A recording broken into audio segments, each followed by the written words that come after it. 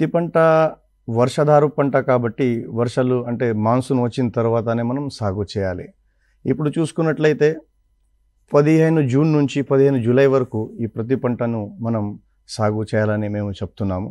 అయినా కూడా వాతావరణ మార్పులు ఏ విధంగా వస్తున్నాయి, దాన్ని మనం క్లైమేట్ చేంజ్ అంటున్నాము. ఇప్పుడు ఆ డేట్స్ కూడా మారిపోయే అవకాశాలు ఉన్నాయి. ఇప్పుడు ప్రజెంట్ సిచ్యువేషన్లో మనం చూసుకున్నట్లయితే మే నెలలో కొన్ని వర్షాలు స్టార్ట్ అయినాయి. అవి చాలామంది మాన్సూన్ వర్షాలు అనేది అనుకొని విత్తుకున్నారు, కానీ నష్టపోతున్నారు వాళ్ళు. వర్షాలు కూడా ఆగిపోయినాయి. సో ఏం చేయాలి?